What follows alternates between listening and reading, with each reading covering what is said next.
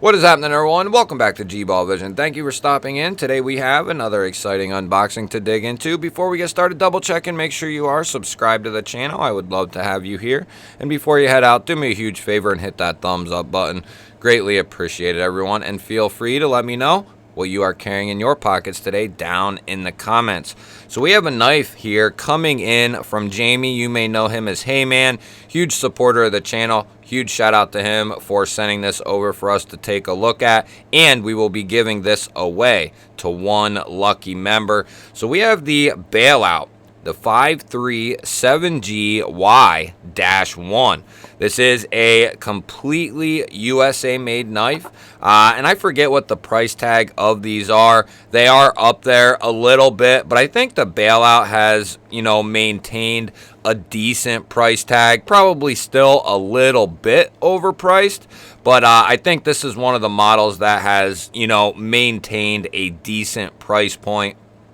So I've never checked this model out, and it's a knife that I've wanted to get my hands on for quite some time. And you know how it goes. You can't get everything that you want to get your hands on. But this is definitely something that's right up my alley with the blade shape, the steel choice, which we are going to be dealing with, CPM M4. We have this, I don't even know what kind of finish this is, but it's like a black washed finish, but it almost feels like a powder coat. I don't know if that's what that is, but it looks really, really good. It's kind of got a charcoal finish. And then we have this nice little swedge here, and then look at that tip there from tip to tip. That is really cool. That's really something there. I don't know that you don't see a whole lot of Tantos that look quite like this guy does right here. Nice looking Tanto blade. It's nice and low, so it's definitely going to be very easy to use this Tanto tip here for more precise precision type work. And because of the way this is designed, you'll be able to get right up behind that edge as well for a lot of control over this blade. We have a nice sharpening choil there. Going to be dual thumb studs for the deployment. Standard Benchmade studs, which they do work very well, and they are very comfortable to open and use this knife. And then we are using the original crossbar lock, the Axis lock from Benchmade. They do a good job. They missed the mark, though, in my opinion. Creating the crossbar lock was just a brilliant move on their part. Had they kept innovating on that crossbar lock and made changes and made it have the ability to be adjustable, such as what Kaiser did, they would just, they would certainly run the market for crossbar knives. But, with everything that the way it stands, they did originate the crossbar lock, and they have done an excellent job with it. But since then, Kaiser has really kind of surpassed them, in making it just a better lock, more adjustability, stronger springs, better springs, just a better crossbar lock comes from Kaiser, in my personal opinion. And I think a lot of people will feel that same way. And I like Benchmade. I used to be a huge fan of Benchmade. Not a fanboy, but, I really like Benchmade. USA made. They used a lot of different steels. They had different handle materials. They were just doing a lot of stuff that I liked, especially early on in my collection days. But over the last year or so, and they've had some questionable behind the scenes things to say and actions, but, I try to not focus so much on that, but more focus on the knives. But even in regards to the knives, even though they've had some models that looked fairly appetizing, just way too expensive for, what you are getting. I think they kind of need to come back down to earth a little bit with some of their pricing on certain models. And then some of the models that were all right when it came to the price point, they were just way too small. So they really have been missing the mark, in my opinion, for the last year and a half. It's the older models that still kind of stand tall to me. Of course, the Bug Out is up there. Of course, the Osborne. This knife here, the Bailout, has remained kind of a mainstay. You know, the Griptilian, the Adamas. The older knives in their lineup are still phenomenal, and they are still the top knives in their lineup, in my opinion. Now, I believe this is running with textured aluminum handles, which is a nice touch and a nice step up from, you know, they like to use FRN.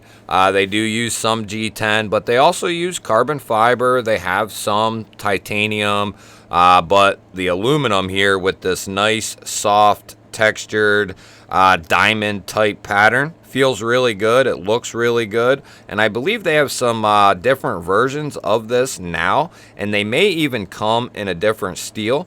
But this M4 is going to be ultra tough. It's going to have great edge retention. I prefer Crewwear a little bit more than M4, but M4 is a great steel. I think Crewwear gets overlooked. A lot of companies don't use it. Now, Benchmade does. Spyderco also uses it, but there's not many companies that are using it, and I'm not sure quite why, but it's a fantastic steel. M4 is also a great steel. Now, we have this kind of unique lanyard and glass breaker combo down here at the butt end of the knife. I don't know if that's removable or not. It would be very empty. I don't think that would work. I think that has to stay part of the knife. It does go with the design of the knife, though. It looks, you know, it looks pretty clean. I think it would probably look better without it. I'm sure there are probably people who make aftermarket. It wouldn't take much, you know, with a little bit of skill. You could make basically just a filler piece right here that this would screw through, and then this would be completely flush. I'm guessing, but I'm sure somebody could do it if they're not already doing it. And then we have Benchmade's standard deep carry clip here, a very minimal clip. It's a great pocket clip. It's nice and short. Not sure why they don't flush mount these screws, but you know, that's still going to go in and out of the pocket very easily. There's plenty of room in there to get this in and out of the pocket. This one has really good springs in it. I've noticed, you know, I have quite a few Benchmades, and I have some more expensive ones as well. And I've noticed from their $120 models all the way up to their $300 models, and they're all Axis style locks, you know, and they vary greatly from how much spring strength is there, you know, how satisfying the open is, how satisfying the closing action is. They're just kind of all over the place, and I don't quite understand that. When you get a Kaiser and then you get another one and another one, they all feel relatively the same or very close. And then you have that ability to adjust it one way or the other, whether you like it a little lighter or you like it a little stronger. You have that ability to adjust it to your personal preferences. But as they come in the standard configuration, the Kaisers just feel, you know, they feel more solid across the board.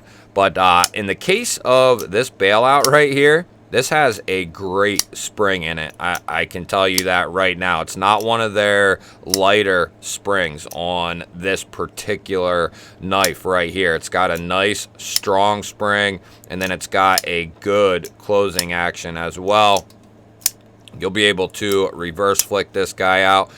Whichever member wins this is going to be extremely, extremely happy, I would have to say.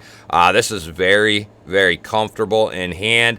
It's kind of, well, I got it right here. Well, let's check and see what this looks like in the pocket clip. Let's end the pocket clip. Let's see what this guy looks like in the pocket. good retention, definitely has strong retention there. So all you're really going to see poking out there is that lanyard hole and glass breaker combo there. Going to be easy to get this in and out of the pocket. That has really good retention on it. So I was going to say this really reminds me of a bug out, but with a Tanto style blade. So it's close.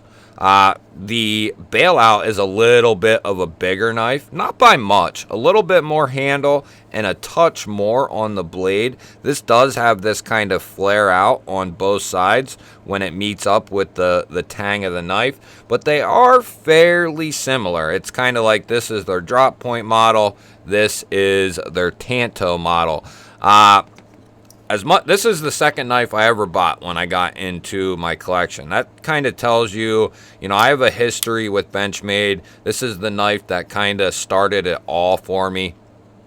And I really love this knife for, what it stands for. It's really lightweight. It's got S90V. It's got beautiful carbon fiber. And like I said, you can put this in your pocket. Hell, you can put this in your hand, and you don't even know that it's there. It's very, very lightweight. I love the bug out. It's a great knife for what it is. This is a little bit of a different animal. That little bit extra size really kind of makes a difference in my hands personally. I do enjoy that little bit bigger handle. And the little bit more blade is always going to be a nice touch, in my opinion. I think bigger folders can always accomplish what a smaller folder can, but sometimes smaller folders can't always accomplish what a larger one can. Let me run with that. I don't know if that's 100% true. This is nice and thin, though, guys, here. The blade stock, that is ultra, ultra thin. Now, the Bailout is not a new model to anyone who's been around, but it is new to me. And this is definitely a solid knife. It's definitely one I could see adding to my collection at the right price. If I had to take a wild guess, I would bet these come in. I bet these are close to $300 now, and they could even be a little bit more. But I'm going to guess. I want to say they used to come in right around that 270 mark. And, for aluminum and M4 and being a fully USA made knife, 250 I think is completely reasonable for that. So 270, wasn't out of the realm of being a legitimate price, and you get a lifetime warranty through Benchmade, so that's kind of a leg up on a lot of these production knife companies around the world. But when it starts jumping up to $300+ for a $250 knife, I kind of start to steer clear of that. I love USA made knives. I love supporting USA made companies, but I have to be honest. When I can get something that is better for cheaper and it's foreign made, why not? You know what I mean? That's my personal opinion, though, of course. I wish there was a lot more USA made companies out there, and I wish there was a lot more USA made knives in a lot of different price points. But the sad fact of the matter is there's just really not. As far as affordable, reasonable knives go, you have Spyderco, and some of their knives are even getting a little, overdone.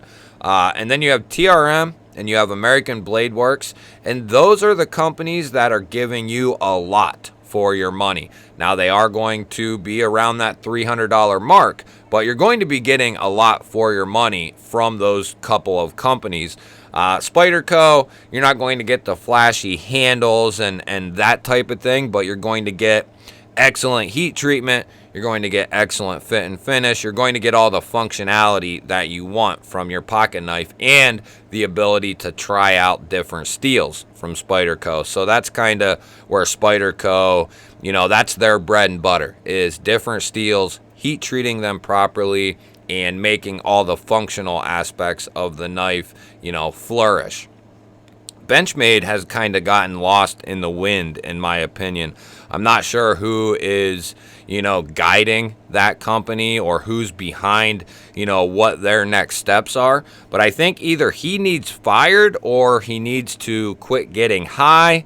I'm not sure what is going on over there because they have all the potential in the world to make all kinds of different size knives, different blade shapes. They use different steels, you know, offer something else other than a crossbar, which, you know, don't stop using the axis lock, but offer knives with other locking mechanisms, you know, offer knives that have other deployment options than just thumb studs.